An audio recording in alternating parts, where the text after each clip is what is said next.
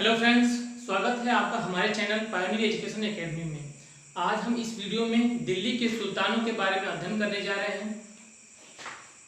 हम देखेंगे कि दिल्ली चर्चा में कब आई, इसका विकास किन शासकों के काल में हुआ और इसने अपनी जो श्रेष्ठता है वो कब प्राप्त की है। तो सबसे पहले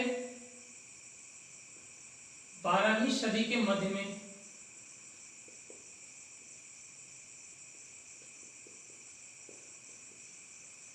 तोमरों के शासनकाल में दिल्ली की चर्चा हमें दिखाई पड़ती है। अब इसे चहमान शासकों ने पराजित कर इसके साम्राज्य पर नियंत्रण स्थापित कर लिया। मैंने आपको पिछली वीडियो में बताया है, ये चौहान बाद में चौहान राजवंश के नाम से जाने गए। अब इस काल तक आते आते जहां इसका विकास आरंभ होना तोमरों से स्टार्ट हुआ, वो चौहान तक आते आते दिल्ली एक महत्वपूर्ण वाणिज्यिक केंद्र बन गया।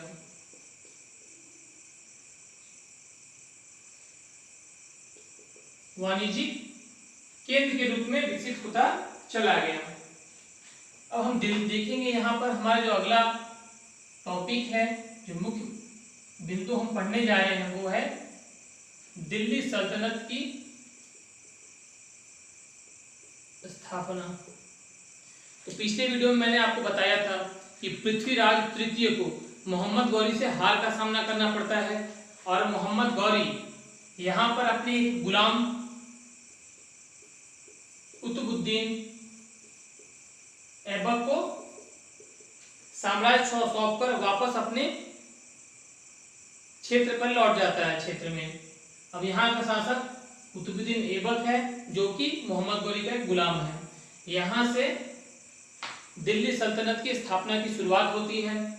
तो हम देखते हैं कि इसके अंतर्गत दिल्ली सल्तनत के जो 5 राजवंश आते हैं, 5 वंश आते हैं, उन्हें हम देखते हैं। पहला आरंभिक तुर्की शासक, जिसके अंतर्गत आएगा आपका ऐबक, इल्तुतमिश, इसकी पुत्री इल्तुतमिश की पुत्री रजिया सुल्तान, गयासुद्दीन बलबन, ये आएंगे। इसके बाद हम देखेंगे अगला जो हमारा वंश है खलजी वंश। यहाँ पर इस वंश की स्थापना की थी जलालुद्दीन खिलजी ने। फिर इसका विस्तार आगे बढ़ता है। ये खलजी के बाद तुगलक, इस वंश की स्थापना की थी गयासुद्दीन तुगलक ने। आगे फिर ये बढ़ता है सैयद, फिर आगे लोधी।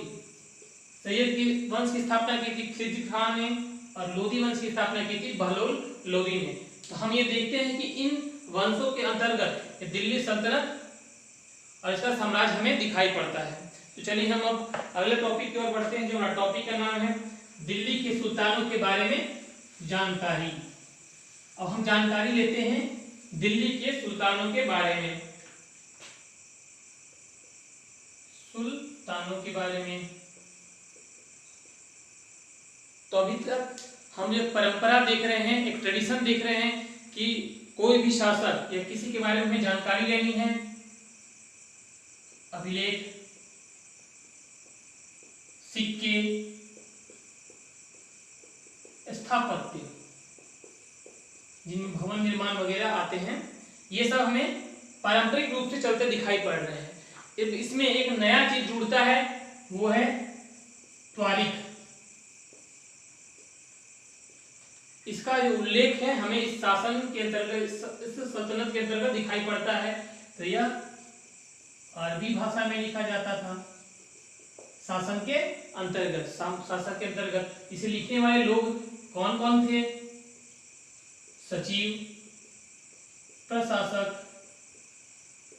कवि और दरबारी। ये लोग तवारीख का जो सुल्तान था और उसके साम्राज्य, उसके प्रशासन, उसकी सारे विवरण इसमें समाहित करते थे।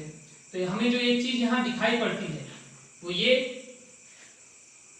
कि ये लेखक शहरों में रहते थे। इनका गांव से किसी प्रकार का कोई वास्ता नहीं थे, तो दूरस्थ ग्रामीणों में शायद ही जाते थे।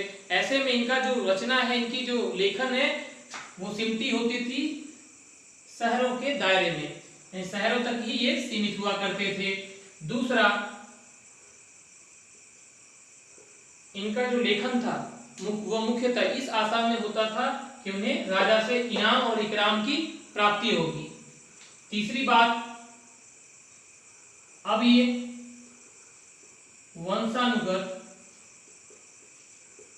और लिंग भेद पर आधारित समाज को एक आदर्श समाज का रूप देते थे। इनका मानना था कि जो शासन का अधिकार है वो मुख्यतः पुरुषों को है, स्त्रियों को नहीं। ऐसे में ये लिंग भेद पर बल दिया करते थे। दूसरा, वंशानुगत, यानी राजा का पुत्र ही राजा बनेगा। सम्राट के जो वंश से व्यक्ति है वही सम्राट के पद को धारण करेगा। अब हमें एक व्यक्ति जो हमें सब दिल्ली सल्तनत के काल के दौरान दिखाई पड़ता है, मिन्हाज ए सिराज। ये लिंग भेद पर आधारित जो व्यवस्था थी उसकी बेहतर जानकारी देगा आपको कि किस प्रकार से शासक के लिंग बहुत ही महत्वपूर्ण था। जैसे मैंने बताया कि इल्तुतमिश की पुत्री रजिया सुल्तान दिल्ली सल्तनत की शासिका बनी।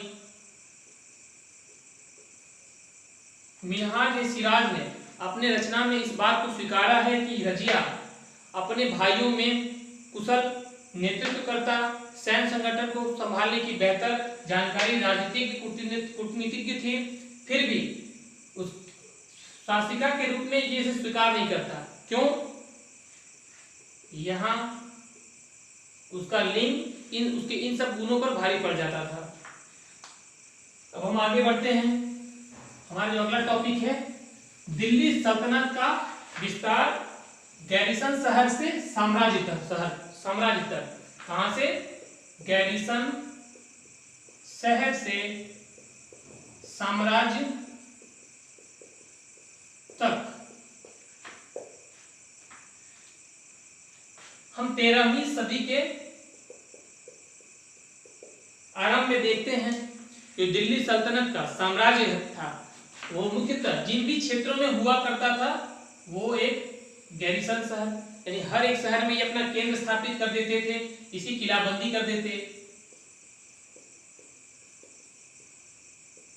कर देते और यहाँ पर जो उनके सशस्त्र सैनिक थे, रक्षक सैनिक, उनका ये निवास स्थापित बना देते थे। लेकिन इन सब के बावजूद जो दूरस्थ क्षेत्र थे, जिसके आसपास के दूरस्थ क्षेत्र थे, उन पर इनका कोई नियंत्रण नहीं था, यानी वह उस क्षेत्र में इन गैरिसन शहरों तक सीमित रहा करते थे। अब ऐसे में इन्हें यदि सामग्री की, रसद की जरूरत पड़ती तो ये इन क्षेत्रों से इतनी पूर्ति नहीं कर पाते, तो ये किन चीजों पर निर्भर हुआ करते थे? व्यापार पर, कर पर और लूटमार पर। इन चीजों से इनकी जो जरूरत है वो पूरी हुआ करती थी।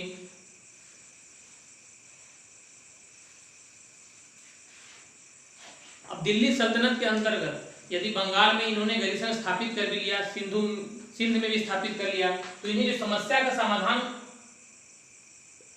जिन समस्याओं से जूझना पड़ता, जिनका समाधान इन्हें नहीं प्राप्त होता था, वो ये एक तो पहले दूरी कि ये दिल्ली सल्तनत यदि यहाँ है, बंगाल यहाँ, सिंध यहाँ, तो ऐसे में इतनी लंबी दूरी होने के बाद लंबी दूरी थी। और दूसरा, यदि मौसम खराब हो जाता तो इनका इन गैरिसन शहरों से संपर्क था वो टूट जाता। तब ऐसे में इनको क्षेत्रों पर नियंत्रण बनाए रखना काफी मुश्किल हो जाता। दूसरा, यहाँ पर आक्रमणकारी जो अफगान साइड से आते थे, अफगानिस्तान साइड से, वो निरंतर आक्रमण किया करते थे। यहाँ पर या फिर विद्रोही सरदार हैं जो निरंतर विद्रोह के लिए उठ खड़े होते थे और इन्हें चुनौतियां प्रस्तुत किया करते थे। तो ऐसे में इनके लिए ये एक बहुत ही बड़ी चुनौती थी, जिसे नियंत्रण इन्होंने काफी मुश्किलों से किया है। अब इन्होंने सल्तनत को स्थायित्व कैसे प्रदान की, मजबूती कैसे प्रदान की, वो हम देखते हैं। गैरिसन शहर था। अब इसे आधार बनाकर जो मैंने बताया था कि जो भीतरी क्षेत्र हैं, दूरस्थ क्षेत्र हैं, उन पर नियंत्रण स्थापित करना इन्होंने आरंभ कर दिया। जैसे अब ये आसपास के क्षेत्र हैं, इनके लिए क्या भीतरी अभियान, आंतरिक अभियान किए, यानी क्षेत्र में छोटे मोटे सामंत हैं, सरदार हैं, जमींदार हैं, उनको उन पर युद्ध, उन पर सैन्य कार्रवाई की। दूसरा, जिन जंगलों का फायदा उठाकर सामंत, सरदार इन पर आक्रमण किया करते थे, उनको उन्होंने साफ कर दिया। अब यहाँ पर संग्राहक, शिकारी मौजूद थे, उनको उन्होंने इनके पर्यावास से खदेड़ दिया और यहाँ पर कृषि क्षेत्र बनाया और कृषि क्षेत्र का विस्तार किया। दूसरा, व्यापारिक मार्ग जो थे, नए नए व्यापारिक मार्ग की जो स्थापना हुई थी, उनकी सुरक्षा कर रहे थे। ये व्यापार अच्छे तरीके से हो पाए, उस पर किसी प्रकार का डकैती, लूट मार, उन्हें इन चीजों का सामना न करना पड़े, इसलिए नए नए किले स्थापित किए गए। इस प्रकार से इन्होंने साम्राज्य को स्थायित्व और मजबूती प्रदान की है।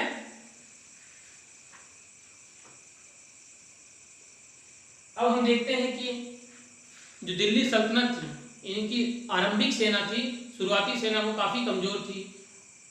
वहां से इन्होंने उस बिंदु से स्टार्ट किया और फिर खिलजी, अलाउद्दीन खिलजी, मोहम्मद बिन तुगलक तक आते आते हम देखते हैं कि इनकी सेना थी वो काफी व्यापक हो गई, विस्तृत हो गई। इनकी सेना की संख्या अत्यधिक मात्रा में बढ़ गई, दक्ष हो गई।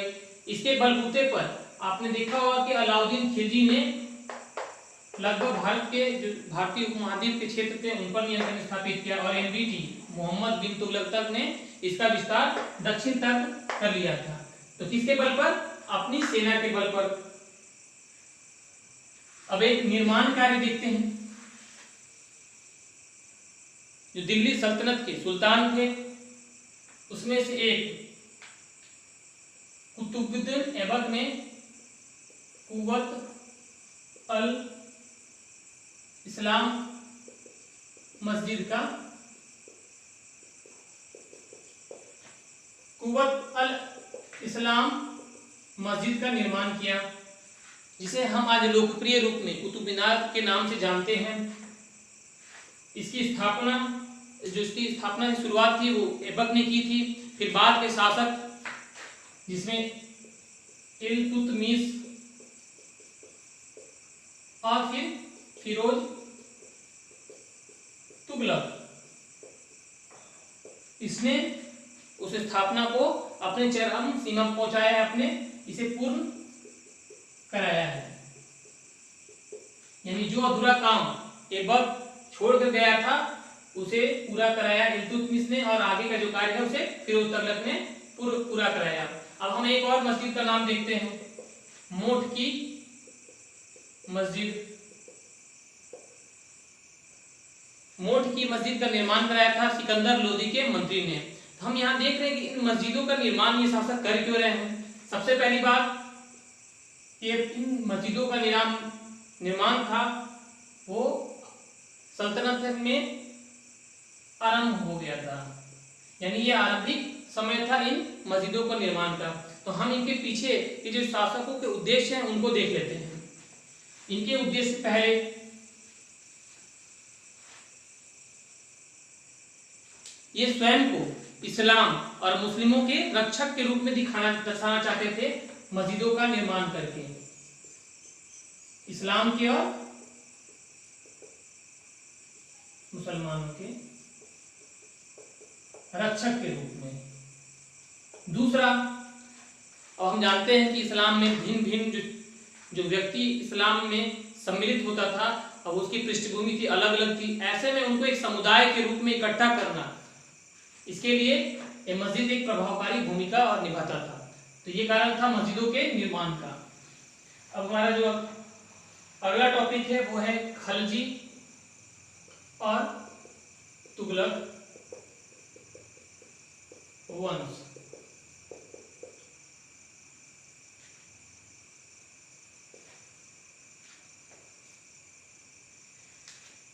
सबसे पहले हम देखते हैं कि दिल्ली सल्तनत के अंतर्गत एक विशाल साम्राज्य था, उनके नियंत्रण में आ गया। अब इतने बड़े साम्राज्य को एकीकृत करना, कैसे एकीकृत किया जाए और उनका प्रशासन किया जाए। तो जो आरंभिक सुल्तान थे, आरंभिक सुल्तान, हम अभी तक देखते आ रहे थे कि जो पिछला जो हमारा काल है उसमें सामंत, सरदार, जमींदार ये सब प्रशासन का संचालन कर रहे थे। लेकिन अब यहाँ पर इन लोगों ने उन सामंतों और सरदारों को रिप्लेस कर दिया। इनके थ्रू गुलामों, और जिन्हें कहा जाता बंदगार। अब ये शासक गुलामों को सैन्य सेवा के लिए खरीदा करते थे। फिर इन्होंने किया कि एक नया ऐड किया, इन्हें प्रशिक्षित करके जो महत्वपूर्ण राजनीतिक पद है उन पर इनकी नियुक्ति करेंगे, ताकि अब इन गुलामों पर, इन शासकों पर काफी विश्वास रहा करता था। उनका मानना था कि ये गुलाम हम पर आश्रित है, ऐसे में हमें ये किसी प्रकार का बिट्रेल हमारे साथ नहीं करेंगे, हमारे साथ धोखाधड़ी नहीं करेंगे। लेकिन जो एक समस्या थी वो ये कि ये गुलाम शासक के प्रति तो वफादार होते थे, लेकिन जब उनका उत्तराधिकारी आता था तो ये वफादारी उनके प्रति नहीं रह जाती, क्योंकि ये उत्तराधिकारी है। अब इसके भी कुछ अपने गुलाम हुआ करते, अपने नौकर हुआ करते थे। ऐसे में ये इन्हें उत्तराधिकारी अब इन नए गुलामों को इन राजनीतिक पदों पर सुसज्जित करता था, सुशोभित करता था।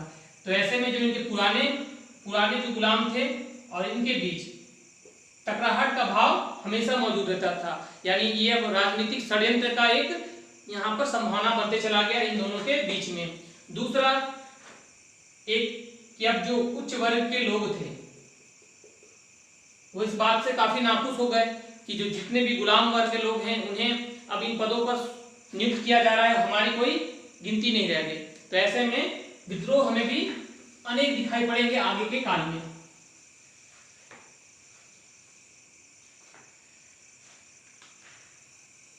जो एक महत्वपूर्ण चीज देखते हैं वो ये हम कि सेना नायक को सूबेदार बनाया जाता था।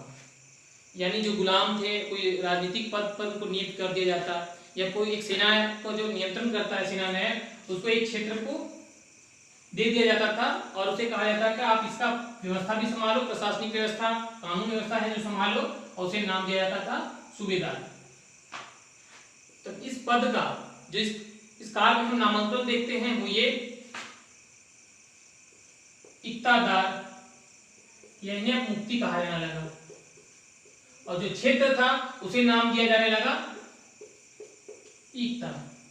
यानी शासक ने, सम्राट ने, सुल्तान ने अपने क्षेत्र को छोटे छोटे इक्ताओं में बांट दिया और उन्हें उन पर एक सूबेदार की नियुक्ति कर दी, जिन्हें नाम दिया गया इक्तादार और मुक्ति का। अब इनका कार्य था कि ये एक जो सैन्य सुल्तान थे उनके द्वारा निर्धारित सेना का ये रखरखाव करते थे, और उसके लिए जो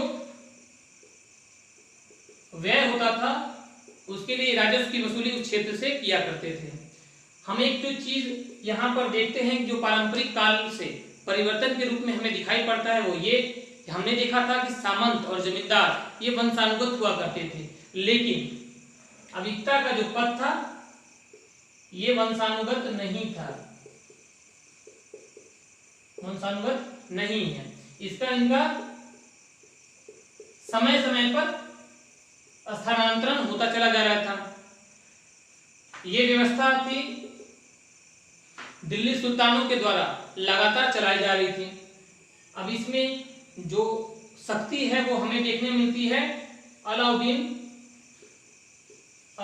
खिलजी और एमबीटी मोहम्मद बिन तुगलक के काल में हमें देखने को मिलता है कि उन लोगों ने इस व्यवस्था को कड़ाई से लागू करवाया।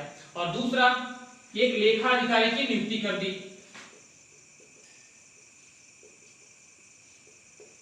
यह इस बात का निरीक्षण करता था कि जो ये इक्तादार है वो एक निर्धारित मात्रा में सेना को रखें। दूसरा, जो राजस्व की प्राप्ति हो रही है उसके लेखा जोखा ये रखते थे।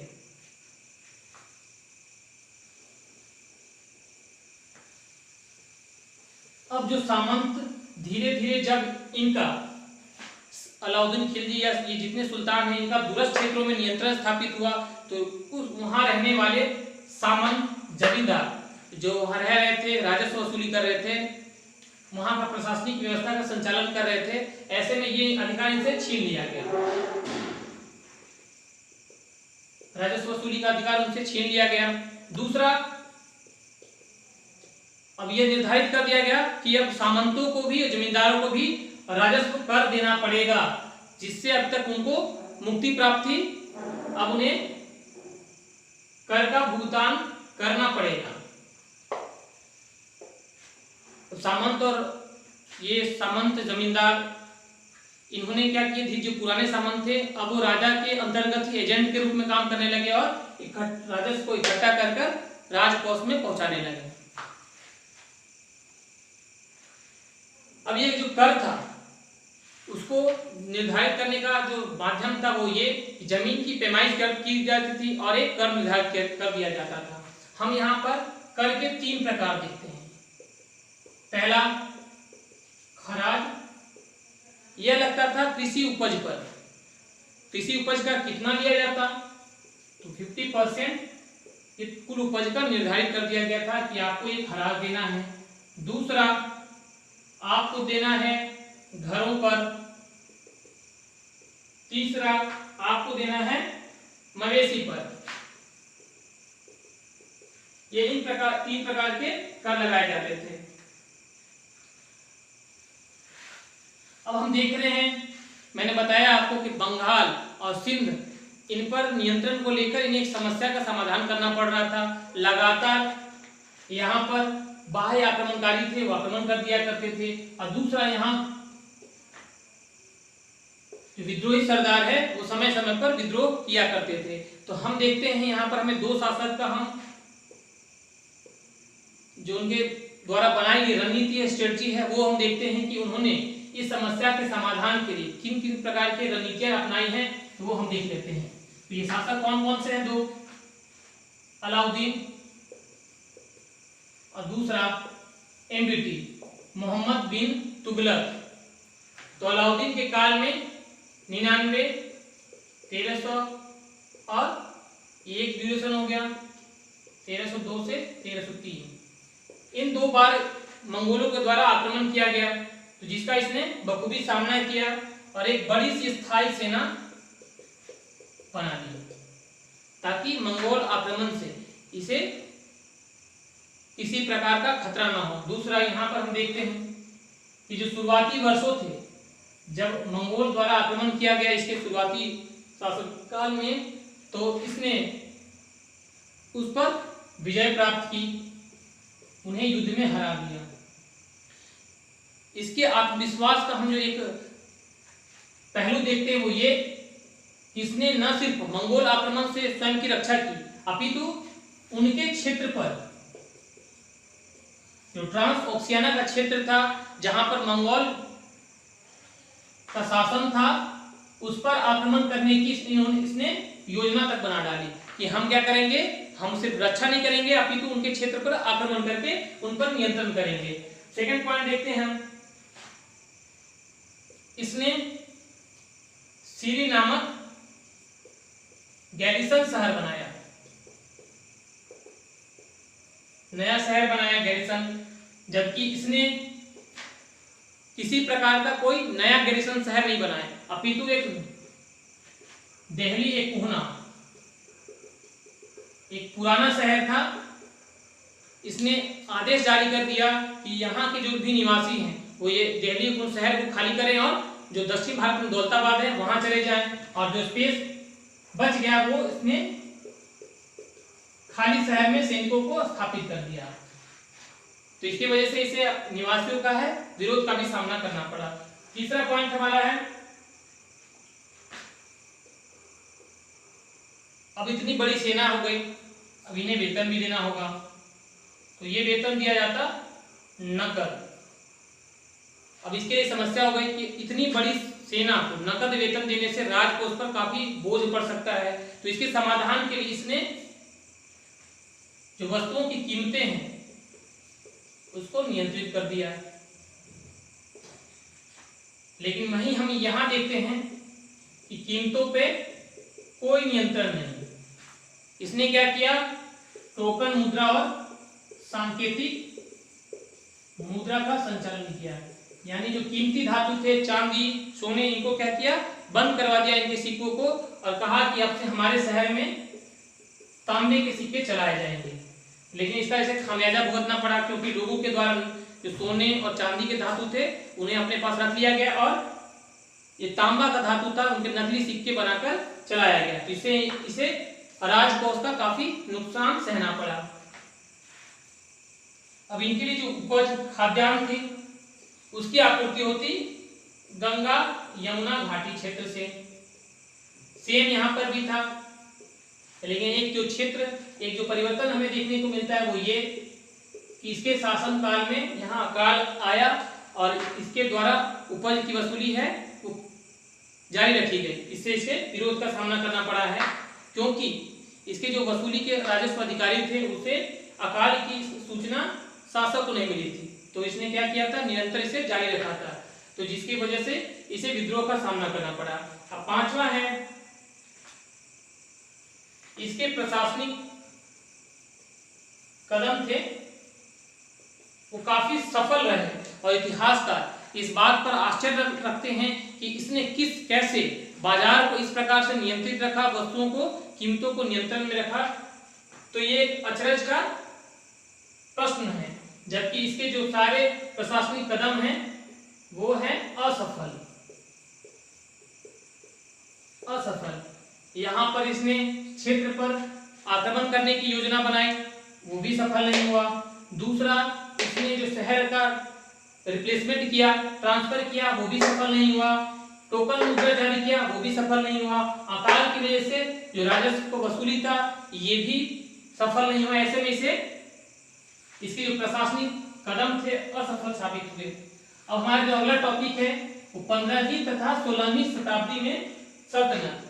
15वीं तथा 16वीं शताब्दी में सल्तनत। तो हम यहाँ देखते हैं कि 1526 तक जो मैंने बताया था दिल्ली सल्तनत के जो वंश थे, लोधी वंश तक समाप्त हो चुका था, और इस दौरान अनेक स्वतंत्र शासक थे। अब वो उभर के आने लगे सामने, जौनपुर, बंगाल, ये सारे सब शासक थे वो स्वतंत्र होकर सामने आने लगे। तो इसी दौरान अफगान और राजपूत ऐसे शासक, इस शासक समूह के लोग हैं तो सामने आते हैं। इसी क्रम में मैं आपको एक नाम बताता हूं जिसका नाम आप लोगों ने सुना होगा, शेर शाह सूरी। यह एक बिहार के छोटे से क्षेत्र का प्रबंधक था। वो क्षेत्र था इसके चाचा का। इसने शुरुआत इस छोटे से स्टेट से की और जो इसका अंत हुआ वो दिल्ली सल्तनत के साम्राज्य पर शासन स्थापित कर सके। अब इसने मात्र 15 वर्षों का शासन किया, लेकिन इस दौरान जो उसके उठाए हुए प्रशासनिक कदम हैं वो काफी सफल साबित हुए हैं। इसने अलाउद्दीन की नीतियों को आधार बनाया, साथ में अपनी कुछ नीतियां जोड़ी हैं। इनकी नीतियों को आगे मार्गदर्शक के रूप में लिया है अकबर ने, और जो राजस्व नीतियां हैं अकबर की वो इससे प्रेरित हमें दिखाई पड़ती है। तो चलिए आज के वीडियो बस इतना ही।